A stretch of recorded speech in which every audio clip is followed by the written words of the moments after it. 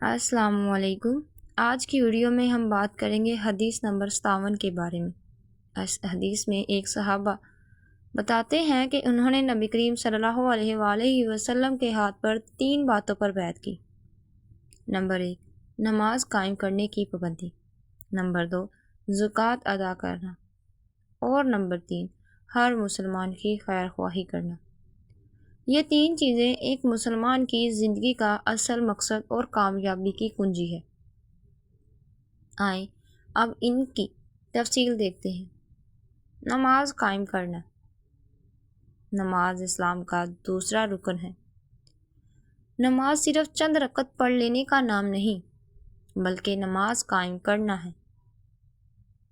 نماز قائم کرنے کا مطلب وقت پر، اچھے طریقے سے، دل سے، اچھے انداز کے ساتھ نماز پڑھنا۔ نماز سے انسان کا دل صاف ہوتا ہے، گناہوں سے بچاؤ ہوتا ہے اور اللہ کے قریب ہونے کا موقع ملتا ہے۔ زکوٰۃ ادا کرنا۔ زکوٰۃ دینا صرف ایک مالی فرض نہیں، بلکہ دل کی پاکیزگی ہے۔ زکوٰۃ سے مال پاک ہوتا ہے، دل سے بخل نکلتا ہے اور غریب و مسکین کی مدد ہوتی ہے۔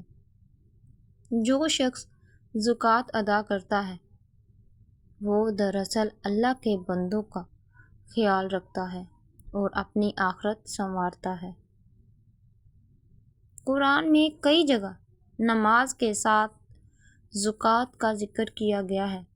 اس سے ان دونوں کی اہمیت واضح ہوتی ہے۔ مسلمانوں کی خیر خواہی کرنا۔ خیر خواہی کا مطلب ہے کسی کے ساتھ دھوکہ نہ کرنا، دل میں نفرت نہ رکھنا، بلکہ دوسروں کے لیے بھلائی چاہنا، چاہے بات دین کی ہو یا دنیا کی۔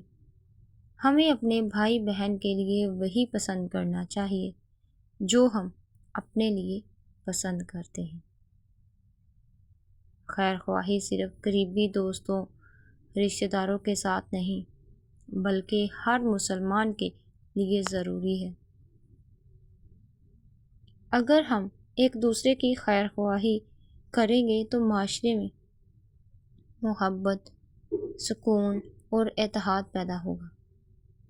اس حدیث میں 3 بڑی چیزیں بیان کی گئی ہیں جو ایک مکمل مسلمان کی پہچان ہے۔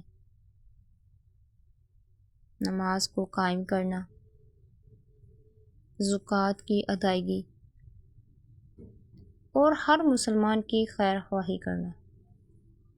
اگر ہم ان پر عمل کریں تو ہماری زندگی دنیا میں بھی بہتر ہوگی اور آخرت میں بھی کامیابی نصیب ہوگی۔ اللہ تعالی ہمیں ان تینوں باتوں پر عمل کرنے کی توفیق عطا فرمائے۔ اگر یہ ویڈیو آپ کو اچھی لگی ہو تو چینل کو سبسکرائب کریں اور ویڈیو کو دوسرے بھائیوں تک بھی یہ پیغام ضرور شیئر کریں۔ ویڈیو کو لائک کریں اور پیارا سا کمنٹ ضرور کریں۔